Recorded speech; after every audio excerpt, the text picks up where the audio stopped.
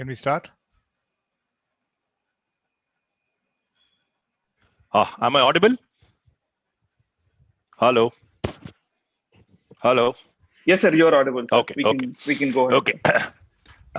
I'd like to welcome Mr. Arvind Datar for this lovely talk, which it will be a lovely talk on rule of law, national and international perspectives. Because Vignesh said, give an introduction of Mr. Datar. I don't know whether it would be fair on my part to say I'll give an introduction because I'm very sure that will be very, very incomplete. But I should just like to point, many of the books that he's written, authored, all these things all of you know about. But there are some two extraordinary things which he did for a few of us. One was once when I requested him to talk, and he said, look, I'll talk on Courtroom Genius. The 10-part video is available on YouTube, where he speaks on Mr. Palkhiwala, and the last about 10 minutes he spent on time management. I made a specific request that he should talk to us about his time management. I think that carries a lot of meaning for any of us, for every one of us. And if we even take one or two clues from it, we'll save a lot of time. There's never a subject on which he's not willing to talk, so long as it is somewhere connected with law.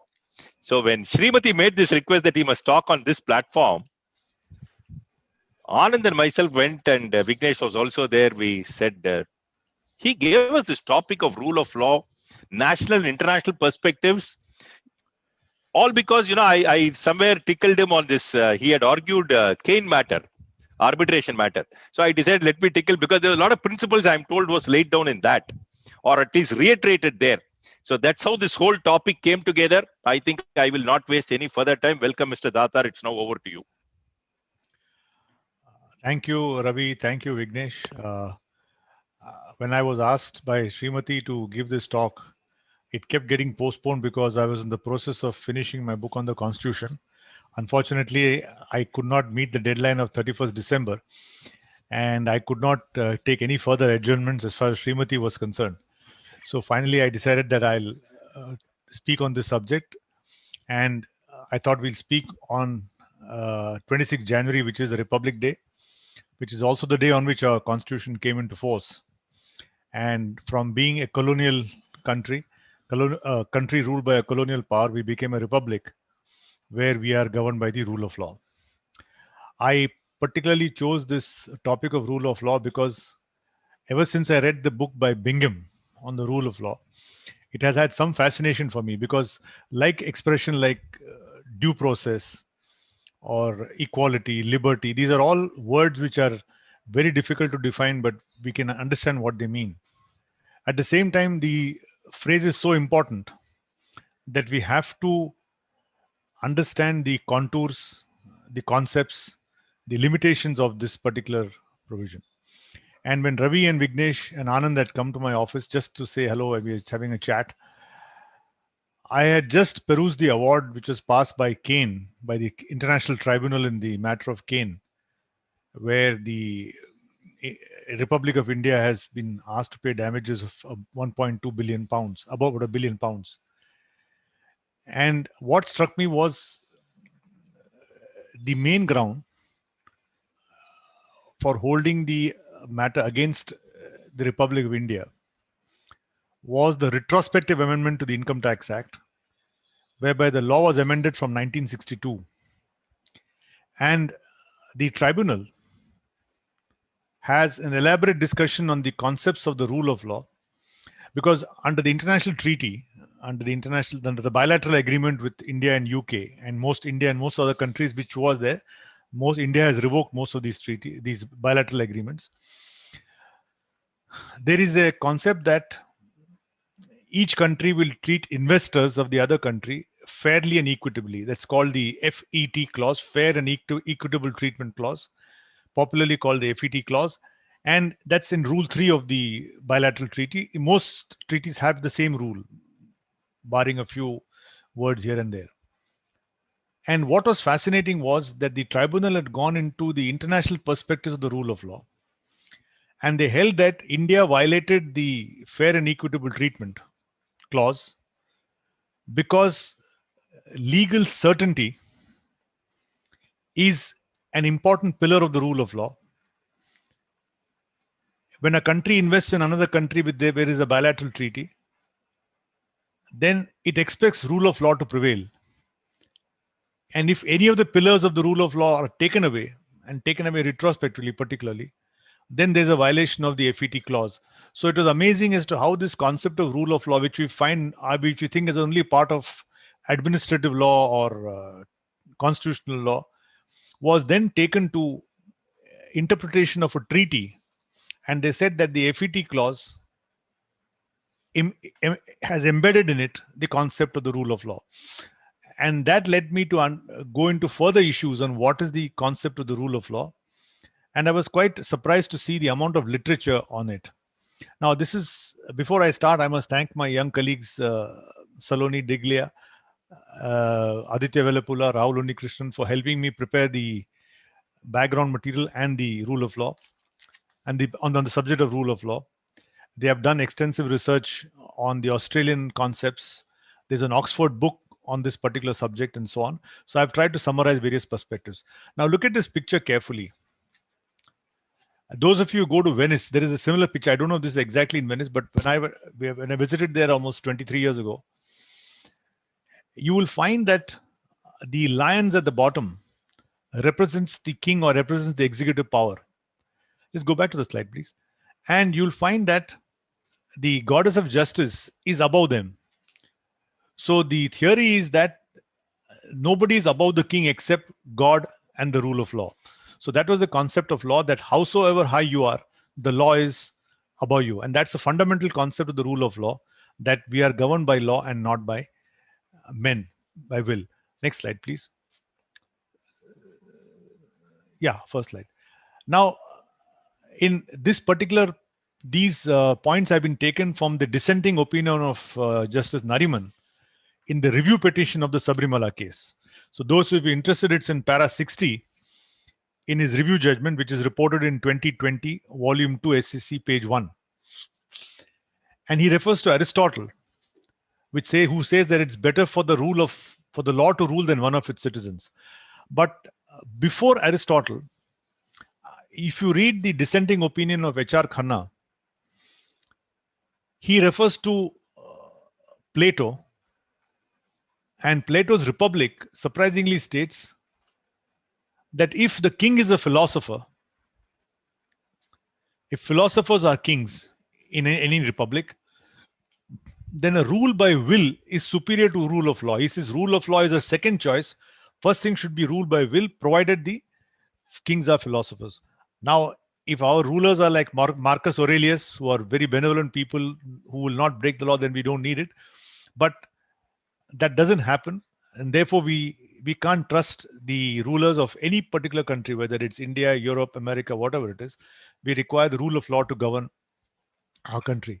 So you'll find that as early as 2,500 years ago, Aristotle said that even the guardians of the law should obey the law. So nobody's above the law. The country or the republic or the state is governed by a set of rules and laws which are followed by everybody concerned. Then, of course, there is a Magna Carta. Those of you interested, I can send you an article by Lord Sumption, who says that the Magna Carta is highly overrated as a basis of human rights. And he has a very nice, interesting point to make, that Magna Carta is a much misunderstood and misinterpreted document. Then you have got the Petition of Rights signed by King Charles. More important than that was the Bill of Rights. And of course, you have John Locke's famous statement that whenever law ends, tyranny begins. Now, the US Constitution also 1789. But before I go to the US Constitution, I forgot to mention in this slide that a very, very important concept, a fundamental principle of the rule of law is the book by Montesquieu called The Spirit of Laws. In fact, all of us have studied that the separation of powers came from Montesquieu. He said that there should be executive, judiciary, and the legislature. And Montesquieu says that as long as these three wings of government perform their duties within their own limitations, democracy prevails, the rule of law prevails. The moment one branch tries to take over the other branch or interferes too much into the other branch, it is a collapse of the rule of law. So to the extent that there is a fusion between two branches, If tomorrow the judiciary starts taking more and more the role of the executive, or the executive overrides the judiciary, then to that extent democracy fails. Of course, in a totalitarian state like North America, there is no concept of separation of powers. Everything is just fused in one man, whether it's Hitler's Weimar Republic or the present North Korean government or other dictatorships where everything is concentrated in one power. There is no rule of law. So the important part of the rule of law is the separation of powers. And if you see the Federalist Papers of Hamilton, Jefferson, and other great architects, Benjamin Franklin, you will find that the US Constitution is substantially based on Montesquieu's concept of the separation of powers. And that's what they make it very clear. They say there's a judiciary, there's an executive, and there's Congress. And it was, of course, Marbury versus Madison, where he said that the courts have the power to say what the law really is. Next slide, please. Next slide, Vignesh. Yes. Now, the most important distinction of the rule of law is the book by Dicey. If you get a chance, it's now reprinted, Oxford book. And you will find that the rule of law starts with lecture 6. And I would advise young people, my young friends, to start reading this particular concept. And lecture 5, 6, 7 deal with the rule of law. And the fundamental of the rule of law is absence of arbitrary power. All men are subject to ordinary laws, and the predominance of the legal spirit, general rules of constitutional law. In fact, it's Dicey in lecture 8 who introduced the concept of constitutional morality. It is not what our Supreme Court is interpreting. Constitutional morality means respect for constitutional conventions, that you respect conventions, practices, and that is what is meant by the predominance of the legal spirit. Now, next point. Next. Yes. Dicey divides the rule of law into these concepts: the right to personal freedom, right to freedom of discussion. And it resonates with our constitution. If you see, the personal freedom are the freedoms contained in Article 19, the right to free speech, right to move in the country, right to practice your religion, right to public meeting is your right to association, and so on. These are the important features of the rule of law. And the last is the responsibility of ministers. In the UK, of course, there is no constitution, but it goes by convention. In our country, we have got a written constitution. And one point I'll mention here on the rule of law is our constitution is very, very elaborate. If you see, today is Republic Day, the day of our constitution came into force. And there was a huge debate that whether a constitution should be so long, like a tax statute or some other company law statute, or should it be just contain essential principles and leave it to the people to interpret it, leave it to the courts to interpret it.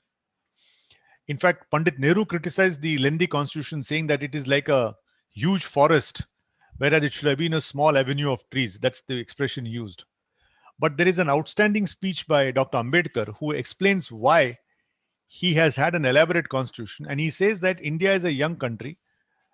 Most of the people, 42% of our population, were from princely states who were to merge into the constitution, into India. They had no knowledge of democracy. There is no constitutional convention of rights, duties, and the rule of law, ruled by a colonial power. And therefore, he says, if rule of law is to prevail, if constitutional morality is not there in India, in the sense there are no constitutional conventions, it is better that we have a very elaborate constitution where we lay down what can be done by the ministers, by the governor, by the president, and so on. Therefore, you'll find in our constitution, the unique feature is everything is laid down as to what the governor has to do, what the president can do, what are his powers of pardon, what are the limitations on his powers. Everything is set out. So the constitution basically gives a framework for our country to function under the rule of law. Now, perhaps the best small book on the rule of law is this book by, next slide, please. One second. I think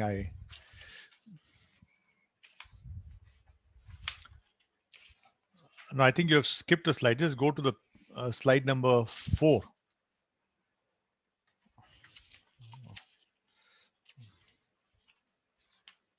Yes. Just go to slide number 5.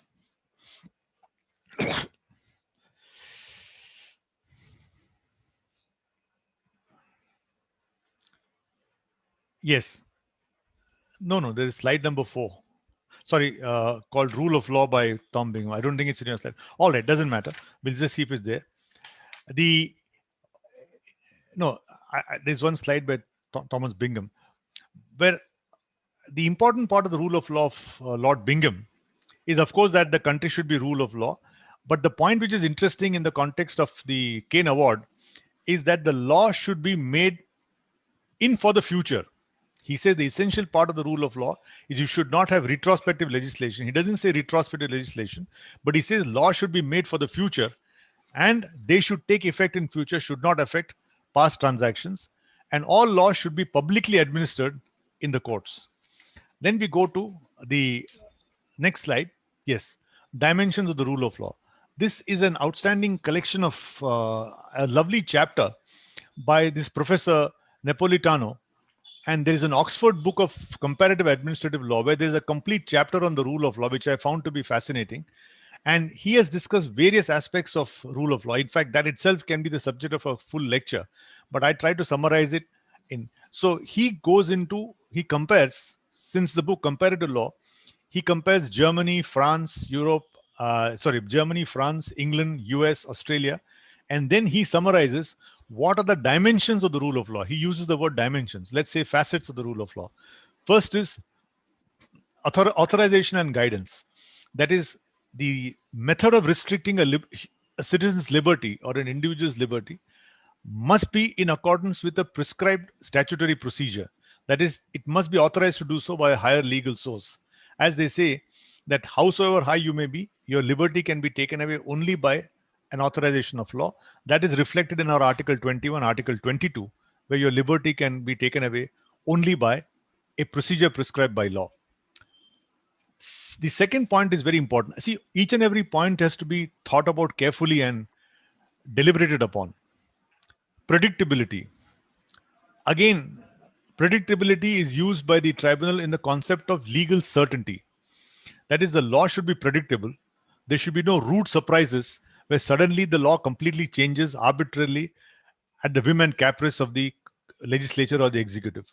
Coherence, justification. Coherence talks of harmony of the laws, how the law should be coherent towards the basic law or the constitutional law. There's a lot of discussion on Germany's basic law, where all the laws must have a coherence with the basic law. Substantive and procedural fairness. Of course, this again in due process, you've got substantive due process, procedural due process. So fairness is not just in a procedure. Fairness is also by means of a substantive part of the law. It has to be also fair. Of course, procedure must be fair. And this is very, very important, independence and effectiveness of judicial review. In fact, the entire series on rule of law, the underlying point is an independent and effective judicial system is the most important foundation of the rule of law. Next, please. Next slide.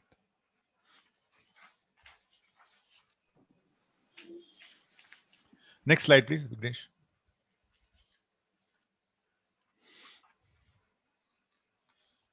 Next slide, please.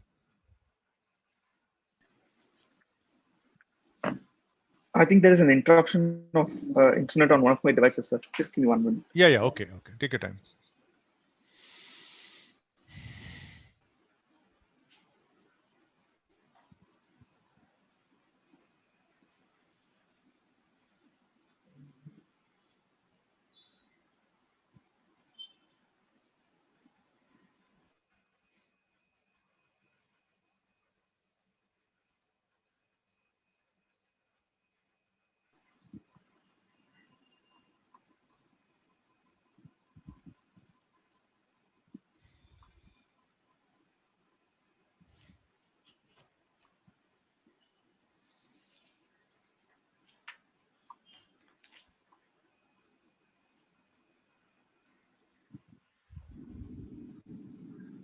Yeah.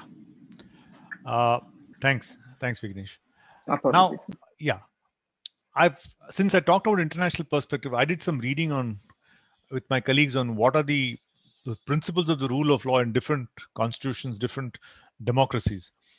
And in Germany, of course, they've got the basic law. There is a constitution which is called the basic law, which can't be changed.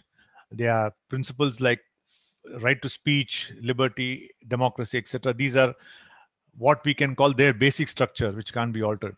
Now, they say that the essential feature of rule of law is that Rechtsstaat, which means it's a state governed by rights. What it means is that it is used in contradiction to the next phrase.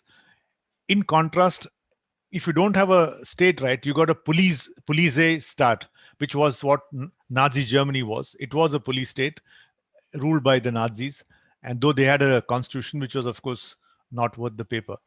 Now, the point is, and this is referred to as a principle of the Rechtsstaat, is that is an implicit concept in the entire Federal Republic, that Germany will be a country where rights are preserved, and it is a country governed by the rule of law. And the provision implies that the federal state itself is governed by the principle of rule of law. You go to France, they call it the État de droit, which means droit means the state of rights. Actually, I'm told that in French, droit is right and something else is left. So, but here the word right is used in the concept of legal rights, and there they call it the state of rights, which is the same as Rechtsstaat in Germany. Now, in France, whatever we saw, there is no reference to rule of law as such, but in fact, which is ironical, that was a country which gave us Montesquieu and the concept of separation of powers in 1748. And though there is no reference to rule of law, if you see the next sentence, Article 16 of their 1789 Declaration of the Rights of Man, it says that a society in which observance of the law is not assured, nor the separation of powers defined, has no constitution at all.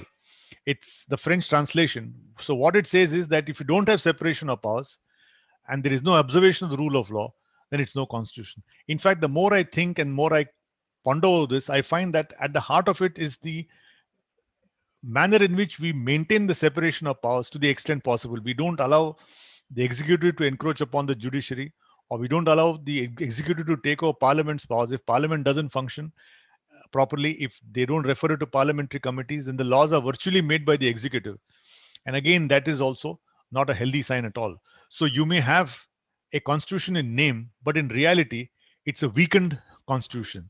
So to the extent there's a dilution of separation of powers, the constitution stands de facto weakened, if not de jure. Next. Now, Australia. Australia, again, you'll find the in their constitution, the preamble, they say absence of arbitrary power and universal subjection to the law remain at the center of the rule of law. Now, again, they are, if you see the three rules, there is a system of general rules which can be identified the rights, duties, powers, and immunities, which the legal system recognizes, rights and duties bearing entities. So you'll find that there are general rules, and there's an emphasis on what are the rights, what are the duties, and the powers and immunities. You'll find here, when you refer to rights, duties, powers, and immunities, you can see the shadow of Hofeld, or the ghost of Hofeld there, who has introduced the concepts of what are rights. Rights correspond with the duty, powers, and immunities. So this is a concept, a Hofeldian concept, which is now made part of the Australian Constitution. This is another good book, Kenneth Hayne, which talks of, it's a handbook on Australian constitutional law, and it's very well prepared. It's also available in India. Now, the third part is important. Disputes about the content application rule must be determined fairly. Again, it talks of a judicial due process where if there is a dispute, then the manner in which you resolve the dispute must be fair, in the sense that there should be an independent judiciary and so on. These are all givens. Now, these are all constitutions which are much smaller constitutions compared to our constitution. Go to the next part. Now, I come to the Indian perspective. I've so far dealt with briefly Germany, France, Australia, UK, of course, we know. The US Constitution, we know. So I thought I'll focus on Germany and UK, France, which we don't normally come across. Now, in India, there are a number of judgments where the rule of law has been used. And particularly in the late 60s, if you see the earlier judgments of A.K. Gopal, etc., there's not much reference to the rule of law, etc. But this is what has been said. Now, in Chief Settlement Commission versus Om Prakash, it says that the concept of rule of law means the authority of law courts to test all administrative action by the standard of legality, Rule of law rejects the conception of the dual state in which governmental action is placed in the privileged position from immunity of control of law. So, if you have basically what this says in simple terms is the independence of judiciary and independent judicial review is at the heart of the concept of rule of law. You can't have a situation where a particular law is completely immune. Of course, this is in 1969. In 1973, you had the Kesavan Bharati case, where they said that no law is immune from the basic structure. And now, after in the recent times, even an ordinary law has to satisfy the basic structure test. Now, E.P. Royappa, the term, the just Bhagwati judgment, where a lot of portions have been taken from Vivian Bose also, where he says that rule of law is the undisputed supremacy of law and envisages a state of things in which everyone respects the law and where the law is to be followed. Now, one thing, these are all very good rhetorical statements or good statements. They look nice, they sound nice. What is important is how is it translated in day-to-day life? The point is, if a person is arrested, does he get bail immediately? If a person is incarcerated, is he subject to a fair and speedy trial? These are the essential features. So this particular thing is a good theoretical concept. What is important is how far this rule of law is translated. And a country will be governed by rule of law if it is not only a theoretical part, but in practice, you have the rule of law. So in that sense, we have some way to go. But fortunately, at least there is a rule of law prevails. The implementation may take time, but let's not forget that many countries don't even have the concept of rule of law. To that extent, we are much more fortunate that we are governed by a country where there is a rule of law. There's still judicial review. There are still, despite the hiccups and despite the aberrations, there is still rule of law. In KT Plantation, again, they say rule of law is an implied limitation on the authority of any limitation. So what it means is no branch is absolute. The constitution is supreme, whether it's the executive, it's the judiciary or the legislature. No one institution is superior. Everybody has implied limitations on this thing. And of course, in Vodafone, this was again quoted by the tribunal in the Kane case, International Tribunal. They say that certainty is integral to the rule of law. Vodafone was not concerned with the retrospective amendment. What Vodafone said was that you are now trying to tax indirect transfers, which had never been taxed in the past. So if there has been a consistent practice followed, that introduces a concept of legal certainty. So if you suddenly want to depart from it, you'll be violating the principle of the rule of law. So certainty and stability form the basic foundation of any fiscal system. And what happens is the absence of certainty and stability makes the fiscal system very, very unpredictable and leads to extensive litigation. It also detracts from the country's image as a country where rule of law prevails. In fact, I may tell you that in many European countries, there is a constitutional bar on retrospective legislation. Yes, Nalsa's case is, of course, important on transgenders and the other things. And again, they explain what is rule of law, is social justice. Of course, now like constitutional morality and so on, you keep on interpreting rule of law in different ways. You now say it's part of social justice, it's part of public order and so on. And after this slide, I'll come to the 7 principles which are the governing the rule of law. Then Roger Matthews, a tribunal case, where they said that the rule of law is the golden thread which runs through our constitution. And this binds all the chapter. I thought that's a nice passage. The rule of law is the golden thread which runs through our constitution. So whether it's fundamental rights, it's directive principles, it's the courts, the tribunals, etc. What is important is the rule of law. And ultimately you come to what do you mean by rule of law? What are the concepts of the rule of law? Before I come to the final, may I request? Yeah, just go to the next slide.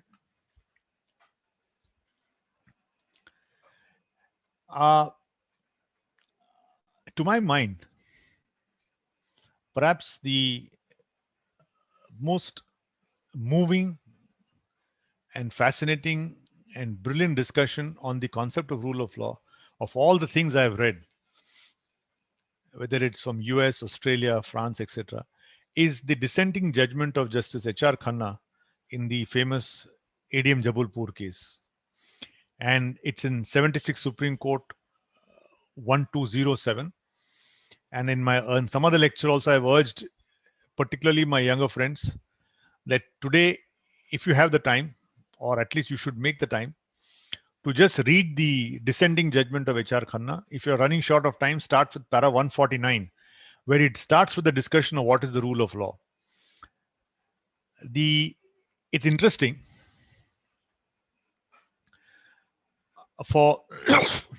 it's interesting to put ourselves back in 1975 at the height of the emergency. As all of you know, Article 352 is the declaration of the emergency, and Article 359, there is a presidential proclamation after the emergency that all the rights are suspended. Now, I was surprised to know that there was an emergency even before the actual emergency, and fundamental rights, the right in the context of MISA, a presidential order had indeed been issued by the president on 16 November 1974. Now, those of us, I still remember emergency being declared. I was in Bombay at that time, and we were suddenly shocked to see emergency being declared. The Indian Express came with an editorial which was completely blank, showing that all fundamental rights are gone. Times of India had a black page, and so on and so forth. It was a sensational period at that point of time. Many young friends may not have been born, or were young, very young at that point of time. So on November 74, there was an emergency. And in June 25th, 1975, as all of you know, there was a national emergency. And in 27 June, fundamental rights of 14, 21, and 22 were suspended. Then there was a 39th amendment, which put MISA in the 9th schedule. So you could not even challenge that maintenance of Security Act. Now, let's not forget that ADM Jabalpur is in the context of preventive detention. Now, once your rights under 14, 21, and 22 are gone, how do you question your detention? Now, it is fascinating that despite the declaration of emergency, 9 high courts held that although your fundamental rights may be suspended, but if your detention is contrary to the Maintenance of Security Act, if your detention is contrary to a statutory provision, that has not been suspended. So the right to invoke Article 226 cannot be taken away. Only you can't say that my detention is contrary to 14, 21, 22. That's all. But you can always say that my detention is contrary to other things, because Article 226 says it's not only for fundamental rights, but for any other purpose. So 9 high courts said so. All these judgments came to the Supreme Court. Of course, it is unfortunate that the majority held that there is no liberty, there is no freedom, you cannot achieve. But it is H.R. Khanna who says that your fundamental rights may be suspended. But he makes the important point that your right to life and liberty doesn't come from Article 21.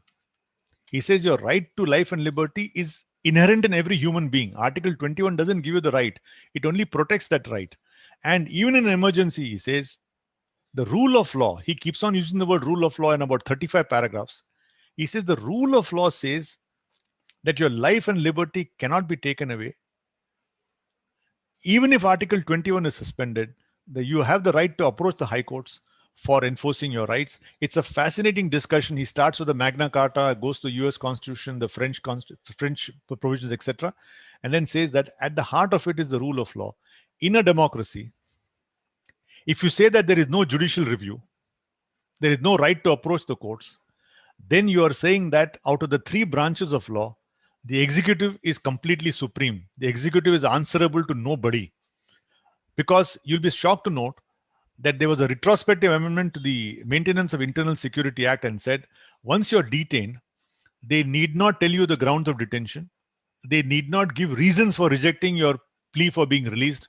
So virtually, you had no rights whatsoever. And the law said that retrospectively, that all detentions were validated and no reasons could be given. So he says that if you do that and say there's no judicial review, then the executive becomes supreme. Instead of becoming a separation of power, it becomes a kind of a dual state where there's only a legislature and the executive, and there is no judiciary worth the name as far as rights are concerned. So this is a fascinating topic. Fascinating judgment, which merits reading. I read it again last night, and could not help but being moved. Just imagine the emergency. Nobody has the rights. 4 judges say you have no rights, and this single man goes on to say that no, there is still a right. The high courts are right. And then in the last paragraph, he says that I hope that history will prove me right, and history did prove him right. Next paragraph. Next. Yes. Now, these are very interesting points also on the rule of law. Justice Chandrachud judgment is very good on the aspect of rule of law. He points out 3 essential features. I'm running out of time, so I will not get into this. Then, this is the dissenting judgment. I've taken 2 dissenting judgments, Puttaswamy and Bachchan Singh, where in the dissenting judgment, they emphasize on the rule of law. So, both H.R. Khanna, Puttaswamy, and Bachchan Singh, the rule of law was very nicely explained by the dissenting judges. Finally, I'll come to 2 slides, and there is a request that I speak on the Kane case. So I'll just come to that in 5 minutes. Yes, please come. Yes. Now, if you please follow the slide carefully. I did not know about this till I saw the award in the Kane case. The main question was, Kane made an investment in India from the 90s, late 90s, when oil exploration was open to international participation. So you had many international oil companies who had joint ventures with ONGC and so on and so forth for oil exploration. Kane, for some reason, went into corporate reorganization. They decided to sell part of it to Vedanta and so on. And in 2006, there was a reorganization where in the UK, shares of an English company in the UK, some shares were sold in the UK. Transactions took place overseas and were not subject to tax in India. To cut a long story short, at that time, the relevant law was, if a non-resident transfers an asset situated in India, then he is liable to pay Indian tax. But if the non-resident transfers an asset which is not in India, then it's not liable to Indian tax. Simple. So Kane had sold foreign shares in the UK, not liable to tax. Now, what they did was they retrospectively amended the law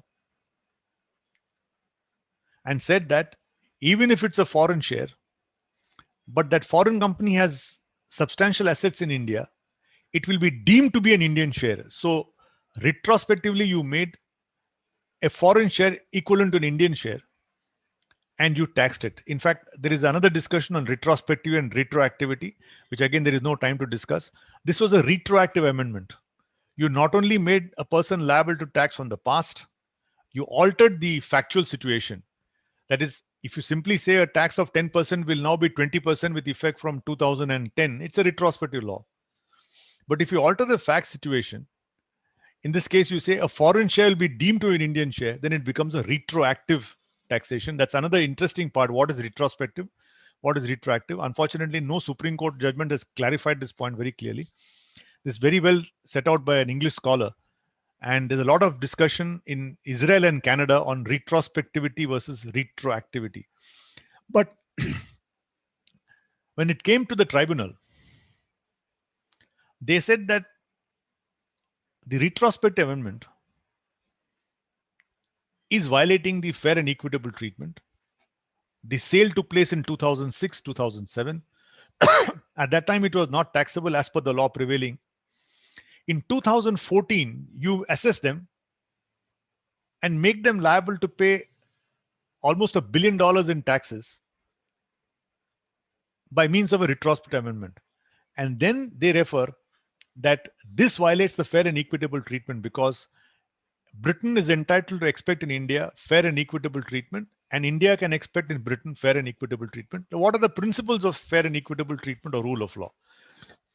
And if you see this topic, the points, supremacy of law is 1, equality before the law, accountability to the law, fairness in the application of law, separation of powers, decision making, legal certainty, avoidance of arbitrariness, and procedural and legal transparency. Now, mind you, this is a report of the United Nations, and I think it very aptly summarizes the essential parts of the rule of law. I think this is perhaps the best account which sums up, if a country claims to be governed by the rule of law, then it must have all these elements.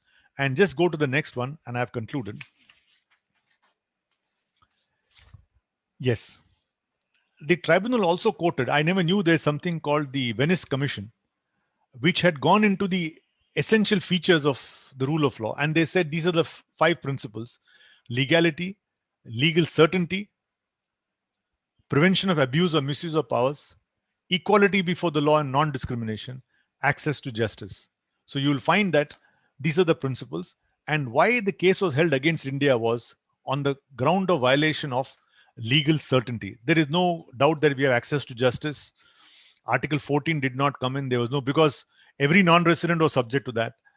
Prevention of abuse or misuse of powers. They went primarily by the concept of legal certainty. They say that when a person makes an investment, he has to be taxed on the day on which that taxable event takes place. Today, if I'm a lawyer in 2020 and I'm not liable to service tax, you can't in 2030 retrospectively change the law and say all lawyers shall be deemed to be liable to service tax from 2020 onwards. That is violating the principle of legal certainty. Now, I'll just conclude with the last. I just thought I like this poem very much. I remember reading it when I was in law college. A land of settled government, a land of just and old renown, where freedom slowly broadens down from precedent to precedent. Yes. Thanks. Thank you very much. Now, if there are any questions, I'll answer them. I think somebody wanted to know about the Kane case. Yeah. So I thought I'll speak for about 35 minutes, highlighting the principles of the rule of law. So if any questions are there, I'll be happy to take them. I think Mr. Srinath Sridevan has raised his hand for a question. I'll just unmute him for a moment. Yeah. Would they like to ask me the question, or should I read it and all the admin? Sir, I think I'll just repeat the question. So we often find we are arguing positions which are popular in the context of the current social trends. Unpopular, I'm sorry. So how do you argue for rule of law when you're arguing an unpopular position and the courts are also aligned with the so-called popular position? Well, the fundamental part of the rule of law is there is no majority provision or a minority position. There is a rule of law position. So even if you're arguing, for example, now the other day I did a transfer matter against fortunately we succeeded, where they wanted to transfer all the love jihad cases to the Supreme Court. Now in Uttar Pradesh, the majority government thinks it fit to introduce something called a love jihad law, where in technical terms that if you get married, either an interfaith marriage, there are allegations of conversion and so on and so forth. Now, the Allahabad High Court is seized of the matter, and I think that though it may be a majoritarian position, people are able to argue against it.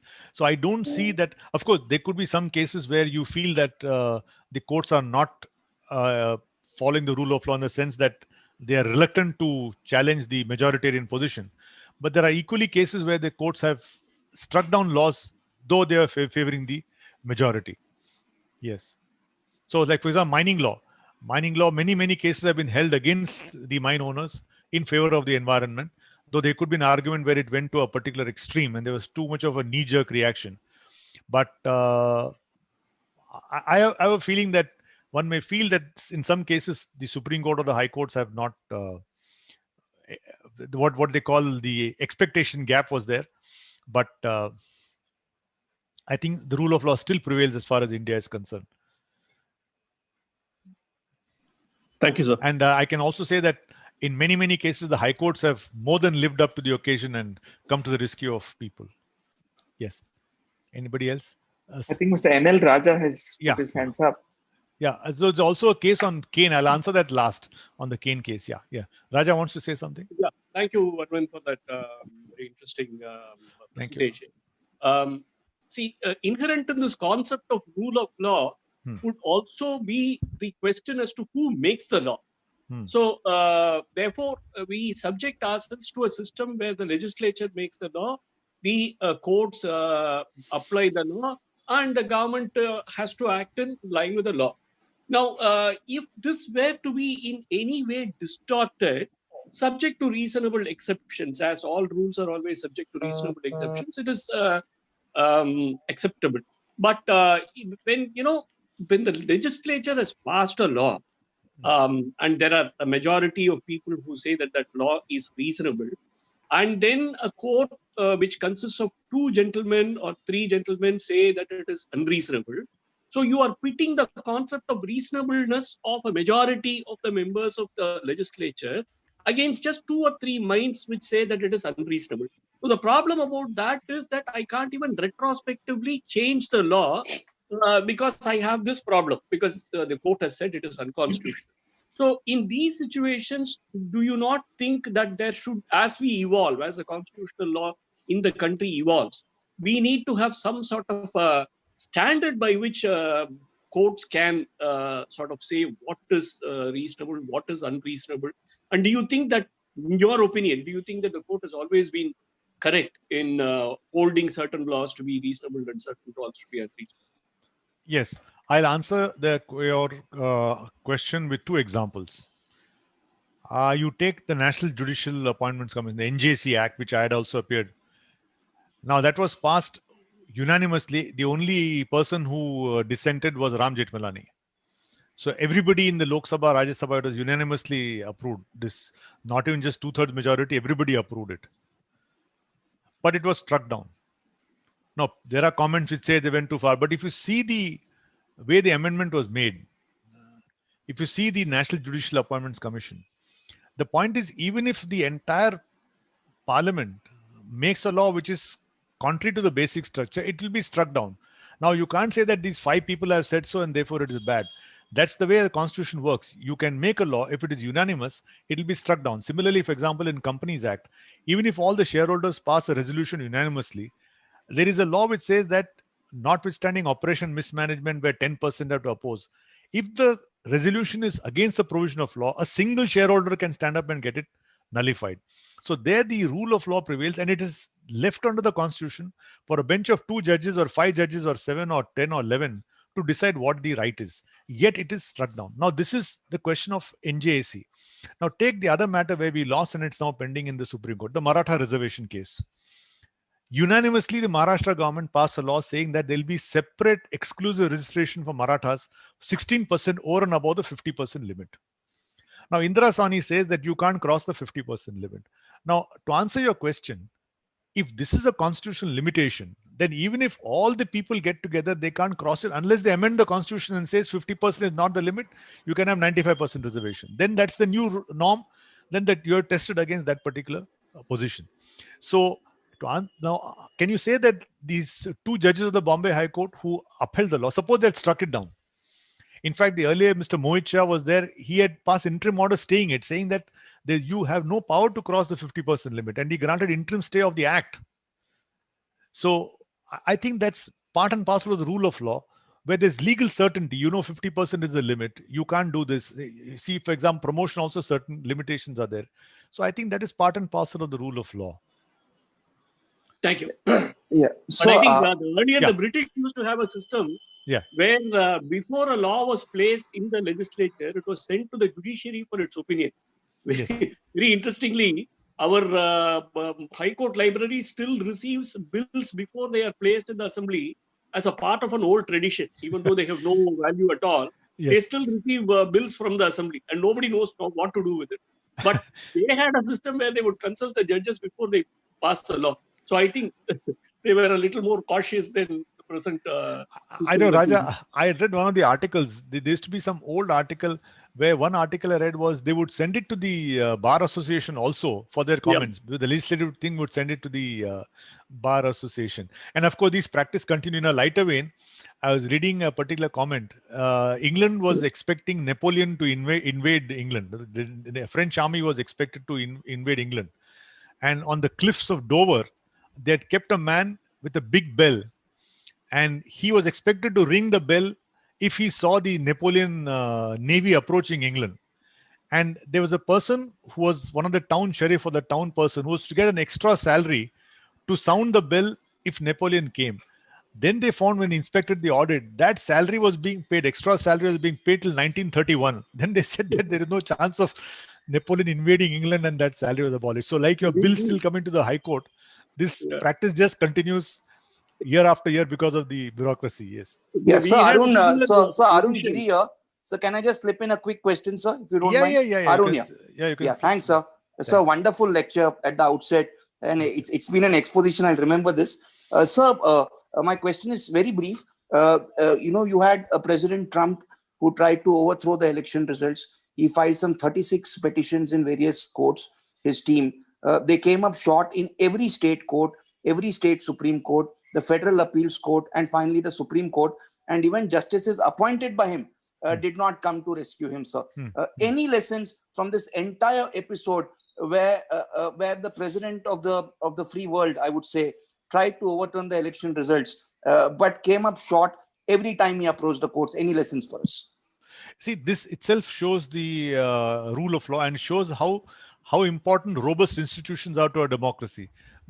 And this is not just for Trump. You have cases where earlier some presidents have appointed judges whom are expected to have a toe the government line. They have gone against the government. Why go to US? What happened to Boris Johnson?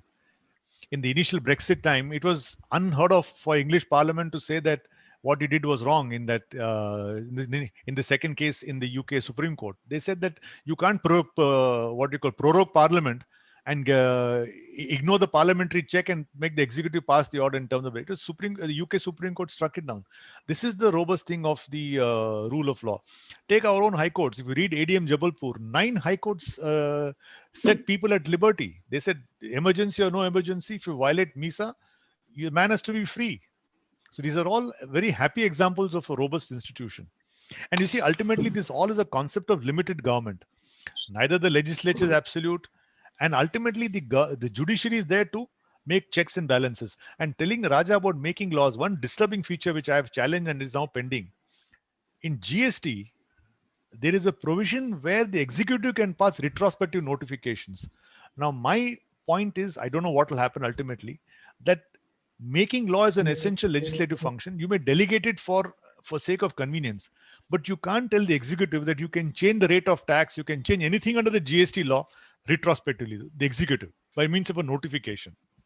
And all this thing of tabling in Parliament is meaningless. Even in the UK, there was an article by Mark Elliott.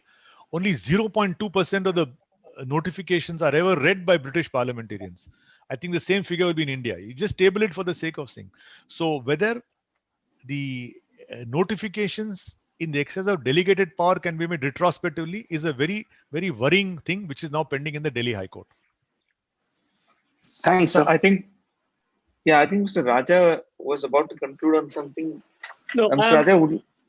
Yeah, no, I was only pointing out that there was this very similar, Arvind had pointed out this Napoleon conquest incident. There is interestingly a very similar incident in India.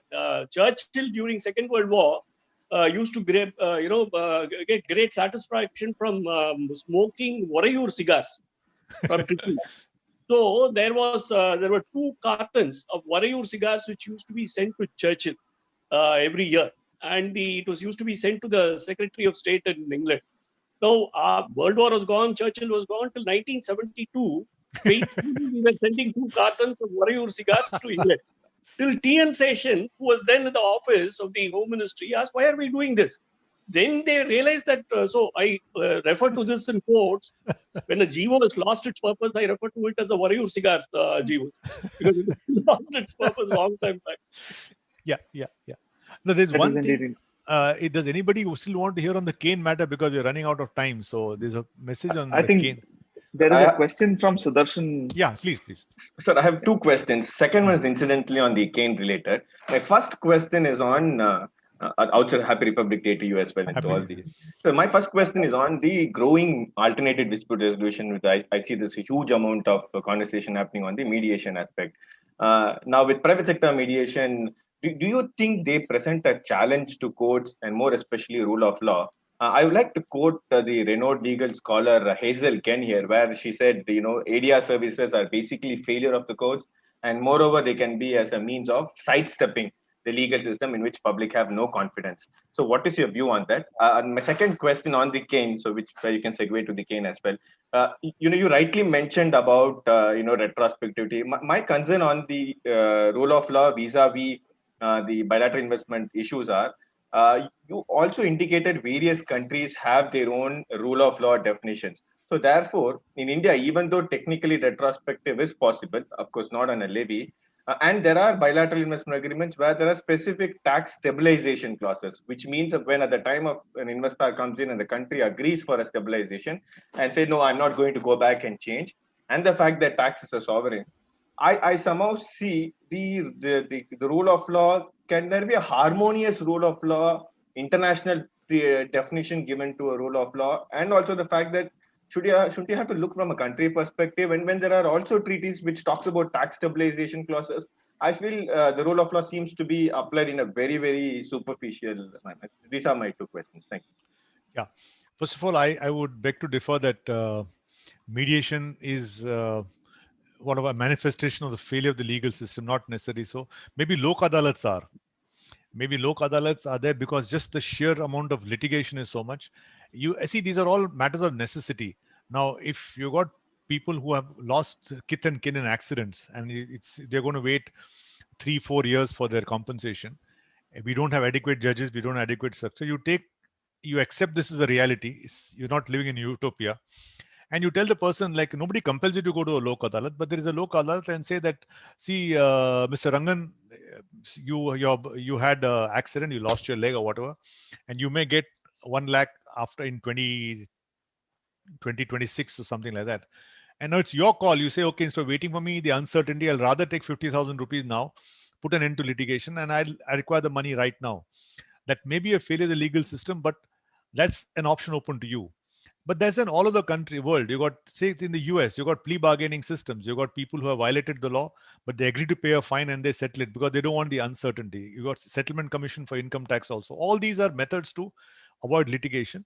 I don't think it's because every trial can't go to the end with first appeal, second appeal, and so on. That's why I don't think. Secondly, mediation, I think it's a wrong understanding because if you ask me frankly, as I've been the joint secretary, done a lot of mediations, I learned a lot from Sriram Panchu and other people. But I personally feel in family matters, family disputes, shareholder disputes, mediation is a better way to resolve the dispute rather than litigation. And one thing in mediation, it has got so many plus points. I may just have a dispute. Suppose we are brothers and we have a dispute. We not only solve a shareholder problem, but we may have other disputes, other cousins, brothers, all can come together and solve a problem. So mediation has got a lot of interesting features. So we should really encourage mediation is my view. Now coming to cane, see, one thing I must tell you that people keep on telling me, how can you, taxing is my sovereign power and so on. So nobody disputes that.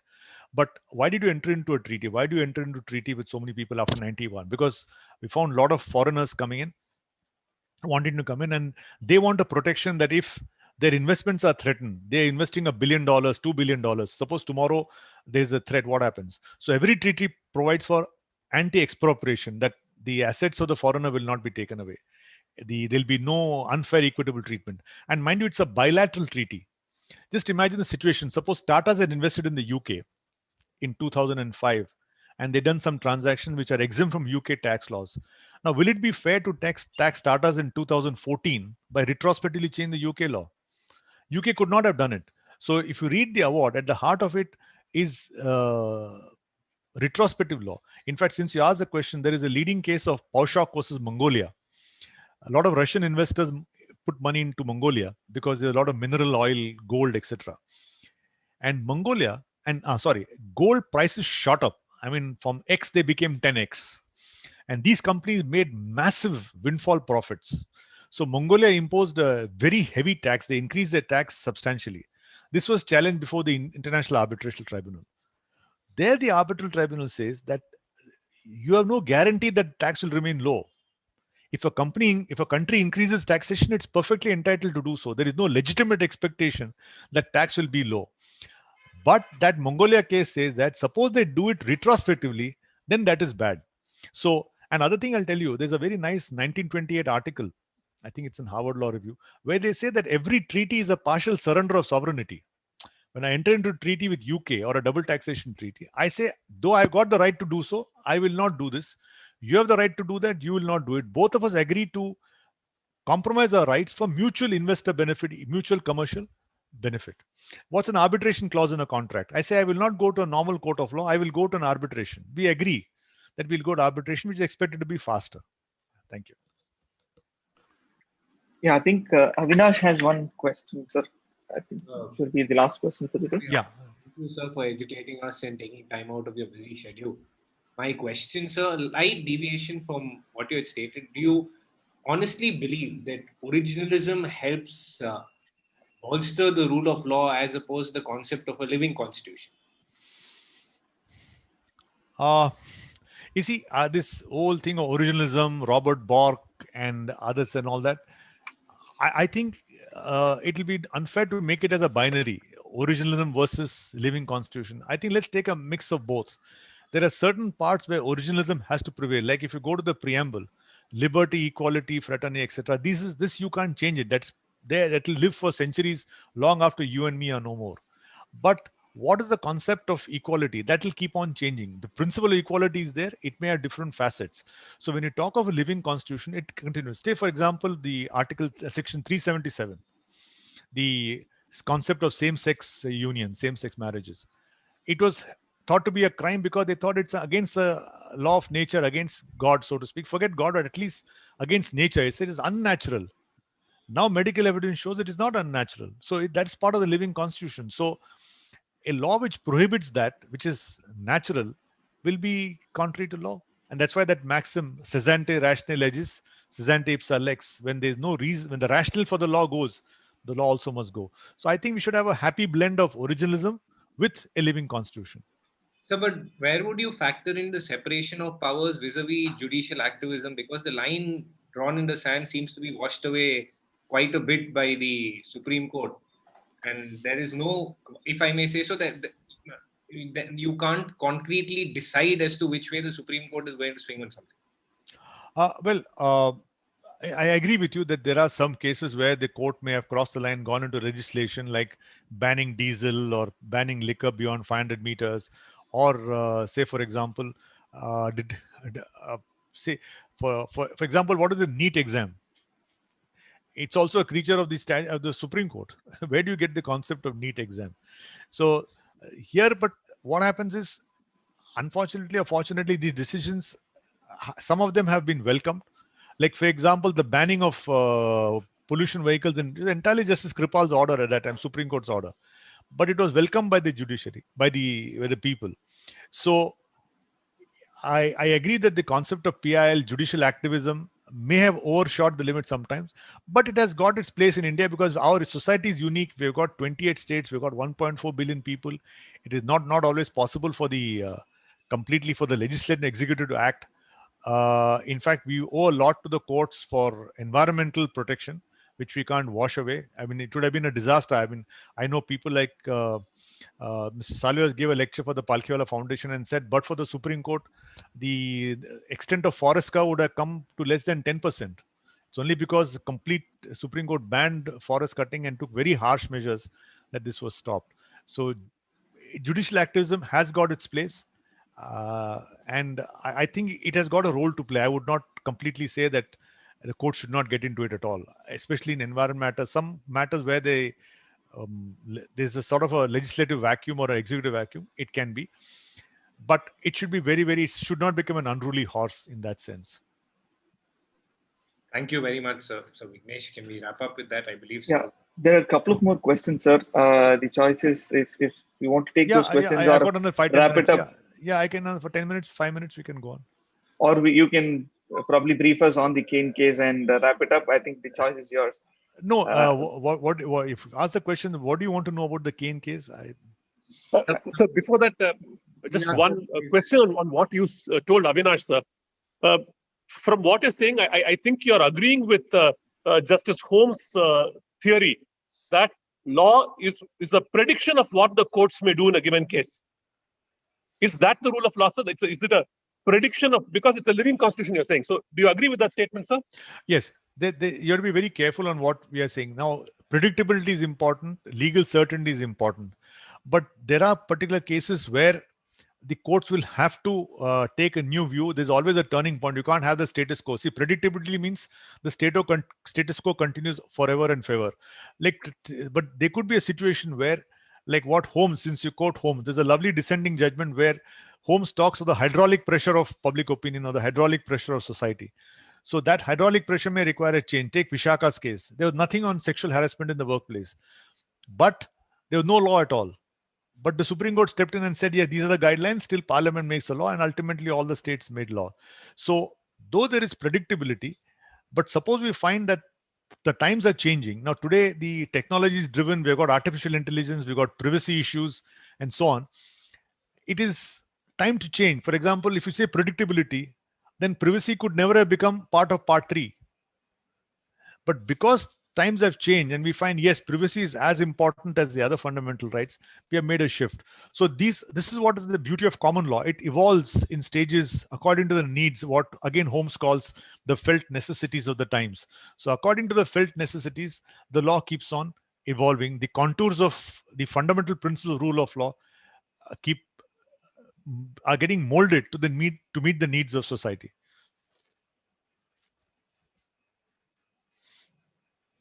Sir, Atman has a question. Atman, can you unmute yourself?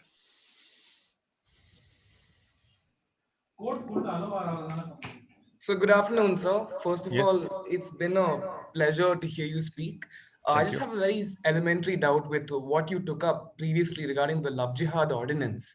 I wanted to ask you that you mentioned the fact that the rule of law somehow has the ability to trump conflicts and contrariness with the law. I wanted to ask you, when an ordinance such as this exists, where there are clear and explicit contradictions with certain notions of personal liberty and certain notions of self-determination, and when the court refuses to look at such things and fails to acknowledge these conflicts with self-determination and personal liberty, what do you think the rule of law plays in this kind of situation? What do you think the role of rule of law is in situations like this?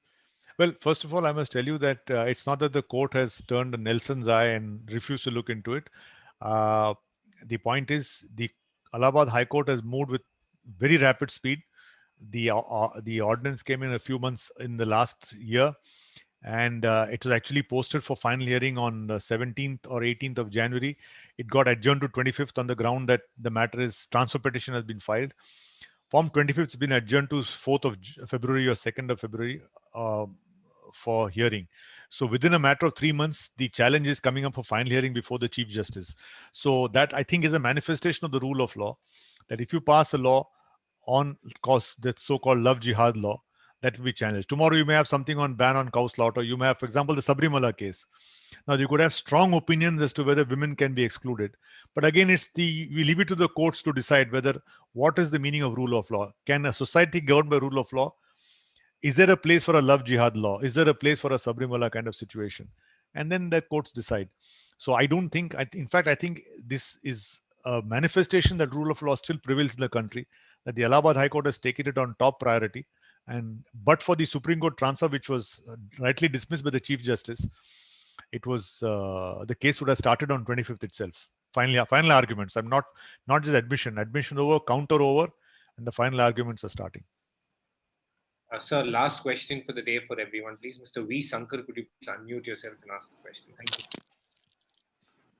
Sir, good morning, sir. It was amazing presentation. I am fortunate to hear you a few times.